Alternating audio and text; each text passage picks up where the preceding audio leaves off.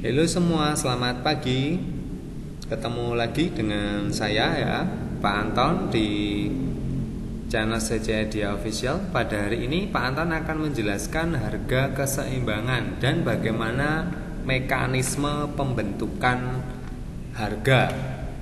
Jadi kalau teman-teman kemarin sudah belajar apa itu permintaan dan apa itu penawaran, dan hari ini kalau permintaan dan penawaran itu bertemu, maka akan menjadi yang namanya harga keseimbangan.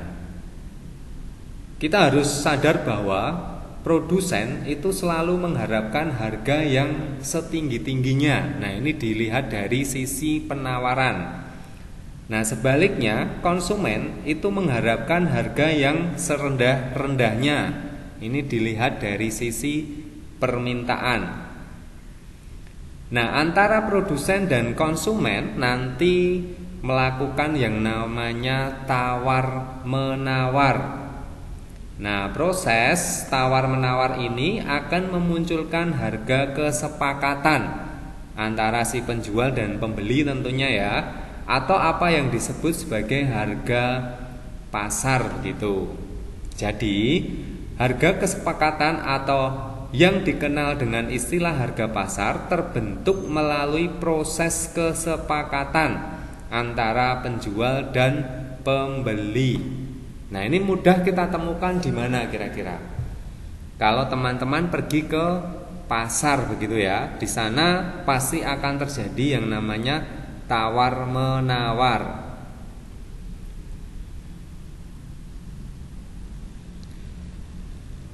Nah, mekanisme pembentukan dari harga keseimbangan itu bagaimana? Jadi di sini ya kata kuncinya adalah harga keseimbangan atau harga pasar terbentuk melalui proses kesepakatan antara penjual dan pembeli. Ya, sekali lagi ada penjual dan ada pembeli. Kalau salah satu tidak ada bagaimana? Maka tidak ada yang namanya kesepakatan harga. Kalau si penjual menetapkan harga itu terlalu tinggi, maka pembeli tidak akan membelinya. Kalau ada barang pengganti, pasti akan memilih barang yang lainnya. Begitu ya kira-kira. Nah, harga keseimbangan akan lebih mudah dengan melihat tabel atau grafik yang saya siapkan ini. Jadi di sini ada grafik ya, di sini yang vertikal ini adalah harga atau price, yang horizontal adalah kuantitas ya atau jumlah. Nah, di mana ya kemarin kan teman-teman sudah belajar membuat kurva permintaan dan penawaran. Nah, di sini nanti sudah saya siapkan harga, kuantitas yang diminta dan kuantitas yang ditawarkan. Nah, perhatikan baik-baik. Pada harga 5.000, kuantitas yang diminta itu adalah 30. Nah, kuantitas yang diminta ya, harga 5.000, kuantitas yang diminta adalah 30. Di sini ya, titik ini. Berikutnya, kuantitas yang ditawarkan, berarti ini dari sisi penjual. Kalau harganya 5.000, yang ditawarkan banyak, yaitu 102. Ini titik ini ya. Begitu seterusnya, harganya turun, maka kuantitas yang diminta akan naik. Ingat hukum permintaan. Sedangkan kalau penawaran, ingat juga hukum penawaran. Jadi yang ditawarkan semakin berkurang, kebalikan dari permintaan. Ya. Harga 3.000, kuantitas yang diminta 66. Sedangkan kuantitas yang ditawarkan adalah 66. Ya. Harga 2.000, harga 1.000 rupiah. Nah, ini titik-titik tadi kalau digabungkan maka akan membentuk ya, di sini D itu adalah permintaan. Jadi ini garis permintaan, kurva permintaannya, sedangkan S adalah supply, ini yang penawaran ya. Nah, di sini terjadi pertemuan. Perhatikan teman-teman ya, titik E, equilibrium. Jadi ini yang namanya harga keseimbangan. Perhatikan di sini. Jadi pertemuan antara permintaan dan penawaran itulah yang dinamai sebagai harga keseimbangan atau titik keseimbangan. Nah, di sini kenapa kok surplus 72 kg? Nah, di sini Di sisi penjual atau penawaran kan menawarkan 102 kg, padahal yang diminta itu adalah 30. Jadi 72 ini didapat dari 102 dikurangi 30. Jadi di sini ada kelebihan penawaran. Ya, kalau di harga 4.000 ada kelebihan penawaran 36 kg. Nah, kalau yang di sisi sebelah bawah ini atau di bawah ini ya, di sini kenapa kekurangan? Karena lihat saja di sini yang ditawarkan itu hanya berapa di sini, harga 2.000 yang ditawarkan adalah 48, tetapi yang diminta adalah 84. Jadi ini selisihnya 36 ini ya. Maka terjadi kekurangan. Yang pas di mana? Ya ini di sini titik E ini ya. Jadi seperti ini caranya bagaimana membuat kurva harga keseimbangan. Jadi titik temu itulah yang dinamai sebagai titik keseimbangan. Nah, harga keseimbangan terbentuk pada titik pertemuan kurva permintaan dan kurva penawaran. Keseimbangan terjadi ketika kuantitas yang ditawarkan sama dengan kuantitas yang diminta. Di sini adalah pada harga Rp3.000. Kuantitas yang diminta 66, sedangkan yang ditawarkan juga 66. Maka terjadilah titik keseimbangan. Ya, semoga paham konsep dari kurva harga keseimbangan. Ya, kita lanjutkan. Nah, harga keseimbangan itu bisa mengalami pergeseran. Jadi ini sekaligus kita membahas juga pergeseran kurva permintaan. Nah, perhatikan di sini. Ini harusnya sudah paham, tadi sudah saya jelaskan ya. Ini masih sama, ada P dan ada kuantitas di sini. Nah, mula-mula itu titik keseimbangannya adalah di titik E, di mana penawaran di sini adalah S, sedangkan permintaan adalah D. Nah, mula-mula seperti ini. Nah, karena kurvanya bergeser ke arah kiri, ya dari D ke D1, ini ada pergeseran, ada pergerakan di sini, maka titik keseimbangannya bergeser juga, ya, bergeser ke arah ini E1, ya. Ini ya titik keseimbangannya bergeser juga. Nah, ini katakanlah pendapatan penduduk menurun ya, sehingga permintaan pun menurun ya, permintaannya menurun ke sini ya, dari D ke D1 ya, ini bergeser ke kiri. Nah, pergeseran kurva permintaan ke kiri berpengaruh pada bergesernya keseimbangan. Nah, ini ada pergeseran di sini ya, dari E ke E1.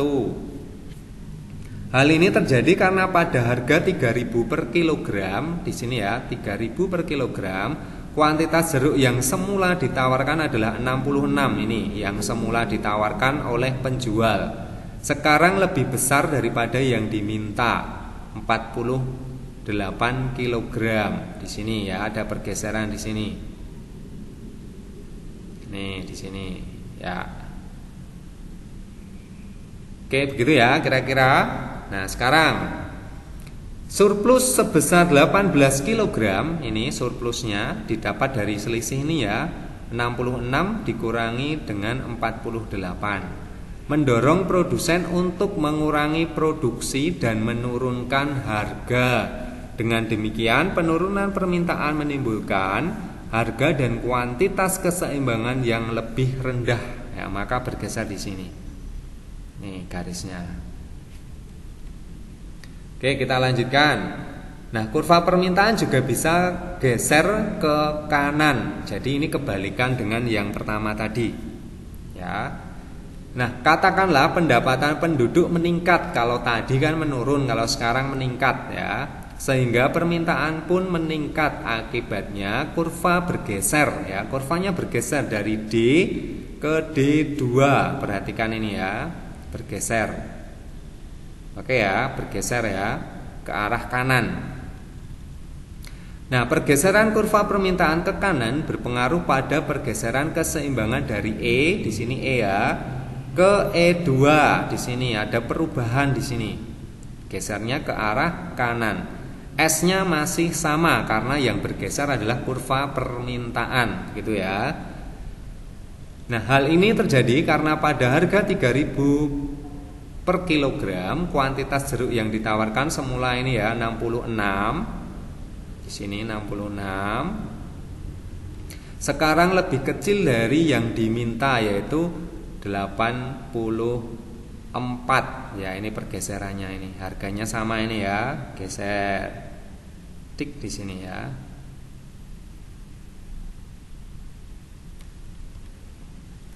Nah, kekurangan 18 kg mendorong produsen untuk menambah produksi dan menaikkan harga. Ya, ini harganya naik dari 3.000 menjadi 3.500 di sini.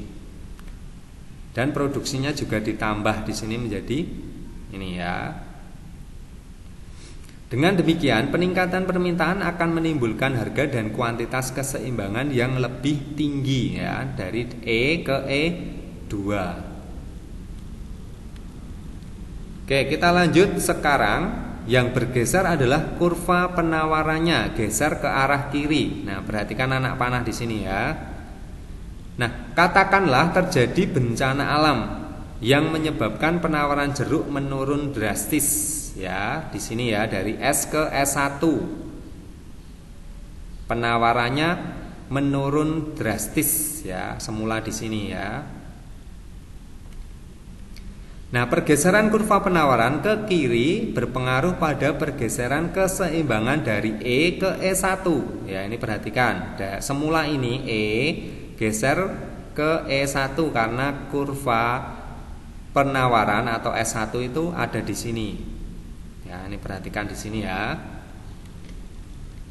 Nah, dengan demikian penurunan penawaran menimbulkan harga keseimbangan yang lebih tinggi. Ya, ini lebih tinggi di sini ya. Namun dengan kuantitas keseimbangan yang lebih rendah.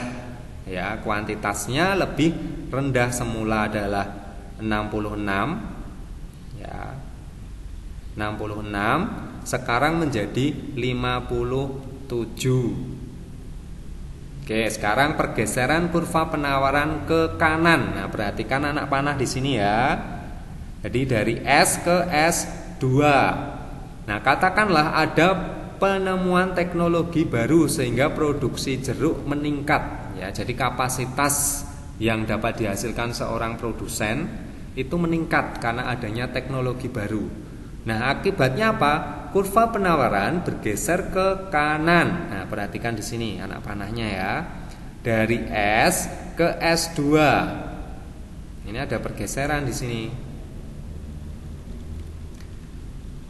Nah, pergeseran kurva penawaran ke kanan, ya ke kanan perhatikan, terhadap pergeserannya keseimbangan dari E ke E2.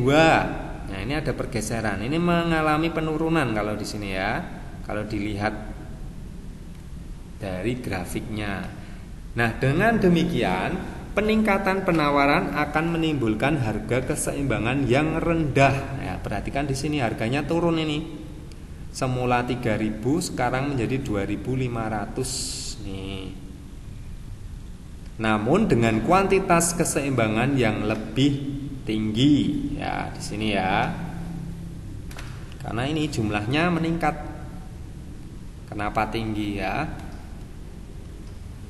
Oke, terima kasih. Semoga penjelasan yang sangat singkat ini dapat membantu teman-teman memahami apa yang namanya harga keseimbangan. Nah, harga keseimbangan ini juga dapat dihitung ya teman-teman. Caranya bagaimana? Nanti ada di video selanjutnya. Terima kasih. Semoga informasi ini, materi ini dapat bermanfaat untuk teman-teman. Dan teman-teman dapat tahu ya bagaimana proses terbentuknya yang namanya harga. Sekali lagi kata kuncinya adalah adanya kesepakatan antara penjual dan pembeli. Oke, baik, terima kasih.